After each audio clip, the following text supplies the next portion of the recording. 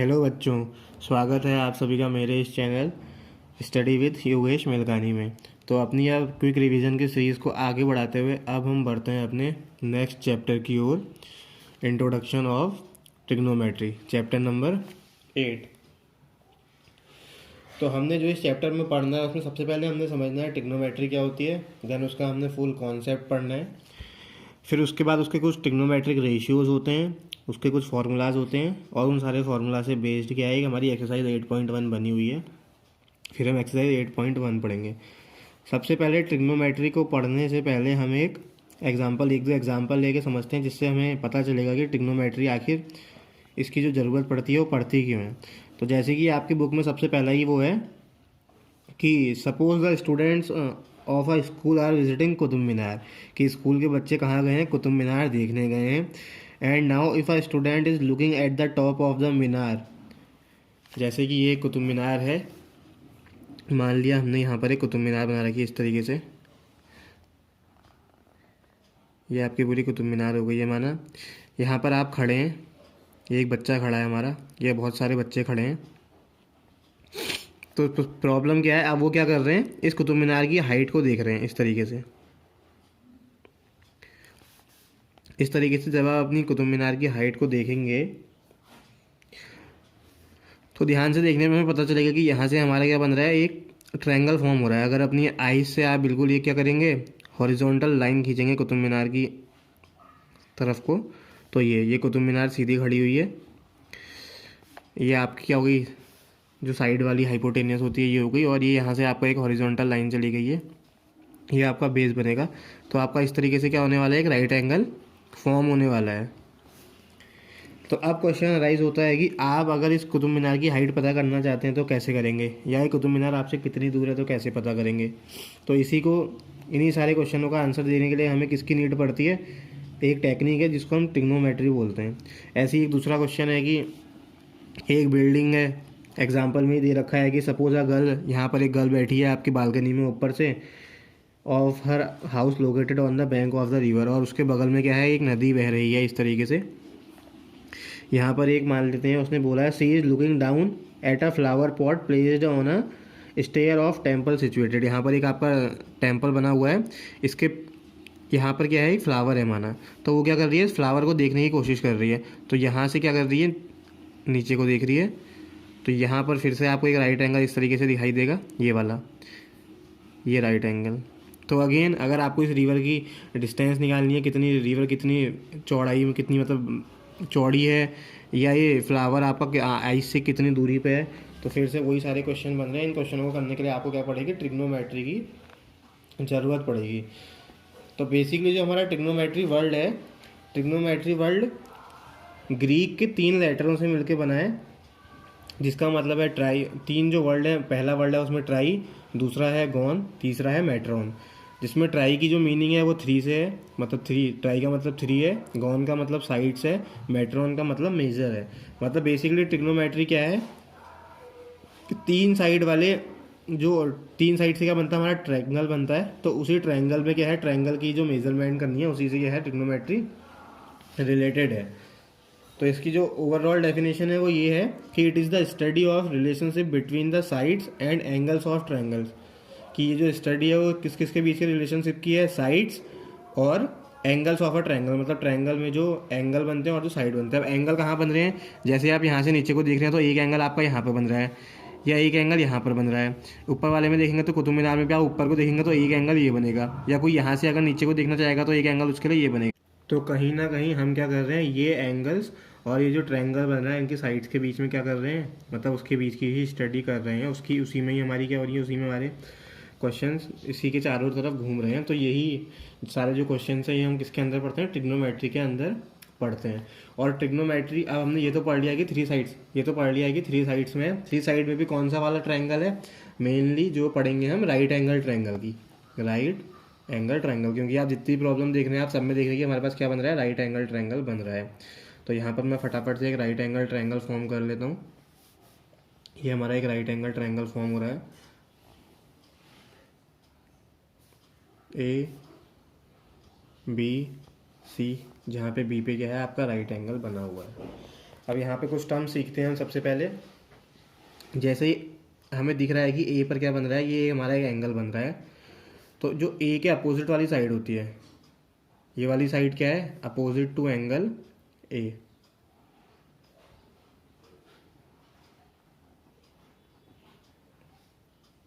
Side opposite to angle A, और इसी को क्या बोलेंगे हम, परपेंडिकुलर बोलेंगे आगे से। जब भी मतलब एंगल के आपने सीधे की तरफ देखना है, जो भी एंगल के मतलब एंगल को फेस करती हुई जो साइड होगी वो आपकी परपेंडिकुलर बन जाएगी। जैसे जैसे एंगल शिफ्ट होगा वैसे वैसे आपकी साइड भी क्या होंगी, चेंज होंगी। और आपको पता है ये दूसरी जो सबसे लंबी वाली साइड होती है उसको हम क्या बोलते हैं, हाइपोटेनियस। तो ये आपकी बनेगी हाइपोटेनियस। और जो लास्ट में बच जाएगी वो क्या बन जाएगी, बेस बन जाएगी। अगर इसी में मैं क्या करूँ, ट्रायंगल में शिफ्ट कर दूँ,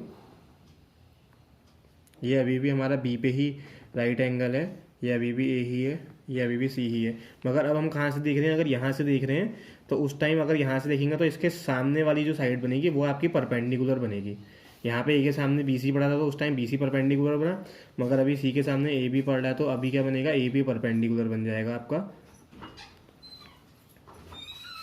ये अभी भी हाइपोटेनियस रहने वाली है ये वाली साइड, और ये बची हुई साइड क्या रह जाएगी, उस टाइम के लिए आपकी बेस बन जाएगी।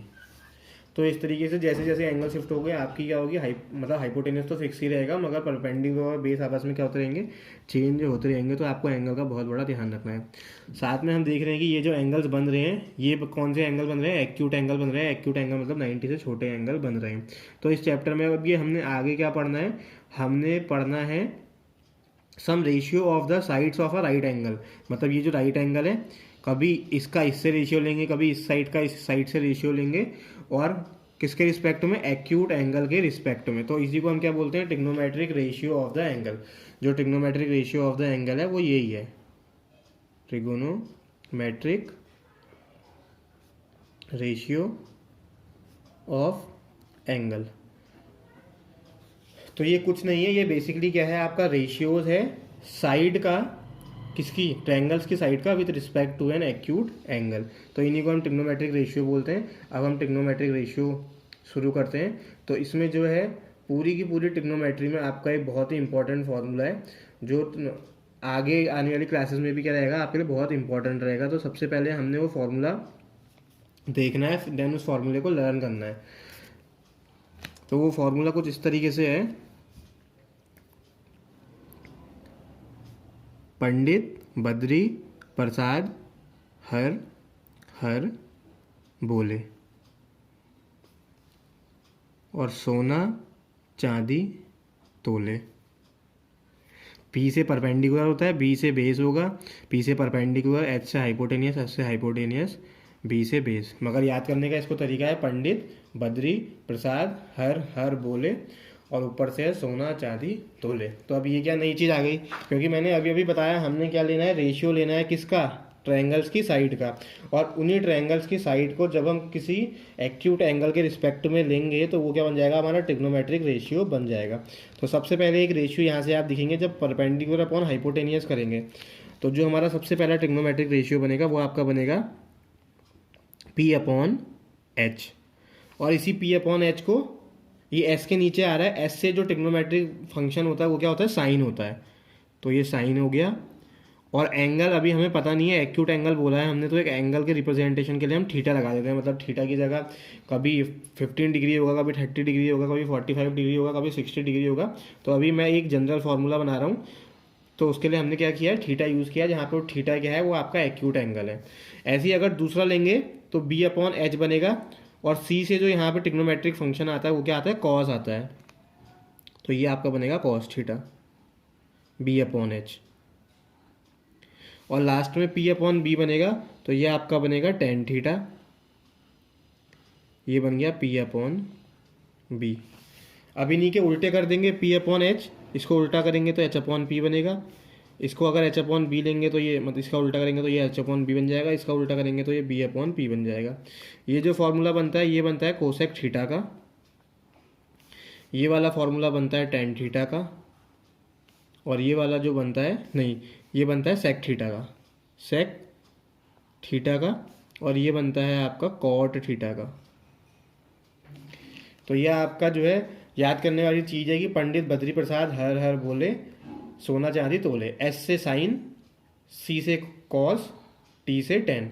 अभी बुक में जो है कॉस का पूरा नाम कोसाइन लिखा है, टेन को जो पूरा नाम बोलते हैं टेंजेंट बोलते हैं, इस कोसेक को पूरा कोसेकेंट बोलते हैं, और सेक को सेकेंट बोलते हैं, और कॉट को बोलते हैं कोटेंजेंट। तो उसको शॉर्ट में लिखने का तरीका है, मैं अभी आपकी बुक वाली फ़ोटो डाल दूंगा साइड में, तो उससे आप क्या कर सकते हैं, कंपैरिजन कर सकते हैं। और उसमें प्रॉपरली जो बना रखा है वो उसी तरीके से बना रखा है कि जैसे ये एंगल दे रखा है, अगर हमने साइन ए लिखना है तो उसने साइन ए को सीधे परपेंडिकुलर अपॉन हाइपोटेनियस नहीं लिखा है, उसने क्या लिखा है, side opposite to angle A. और जो नीचे वाली साइड है ये क्या है, ये वाली साइड क्या हो जाएगी, side adjacent, side adjacent to angle A. ये वाली साइड तो ए के अपोजिट है, मगर ये वाली साइड क्या है, ए के एडजेसेंट है। तो उसने इस तरीके से फॉर्मूले बनाए हैं, मगर आपको उनमें ज़्यादा नहीं जाना है, आप सीधे सीधे क्या कर सकते हैं, फॉर्मूले लर्न कर सकते हैं। इन फॉर्मूले की हेल्प से आपको आने वाले सवालों में आपको थीटा की वैल्यू दी होगी, थीटा 30, 40, 50 कुछ भी हो सकता है, बेसिकली एक्यूट एंगल है तो 90 से छोटा कुछ भी हो सकता है। तो उस एंगल के रिस्पेक्ट में आपको कोई सा भी ट्रिग्नोमेट्रिक रेशियो पूछा होगा तो आप सीधे फॉर्मूला लगा देंगे कि पी अपॉन एच लगाएंगे या बी अपॉन एच लगाएंगे। तो ये सीधे क्या है, आपका एक ट्रिग्नोमेट्री का ही एक मंत्र समझ लीजिए कि इसको आपको लर्न करना पड़ेगा, इसी से आपकी आने वाली आगे की चीज़ें क्या होंगी, सही होंगी। तो यही हमारा क्या है, ये 6 हमारे ट्रिग्नोमेट्रिक रेशियो हैं अलग अलग। यहाँ से एक चीज़ और देखने को मिलेगी, साइन थीटा की वैल्यू का रेसिप्रोकल होता है कॉस थीटा। जब हमने बी अपॉन एच को रेसिप्रोकल किया तो हमें सेक थीटा मिला, और जब हमने टेन थीटा की वैल्यू को रेसिप्रोकल किया तो हमें कॉट थीटा की वैल्यू मिली।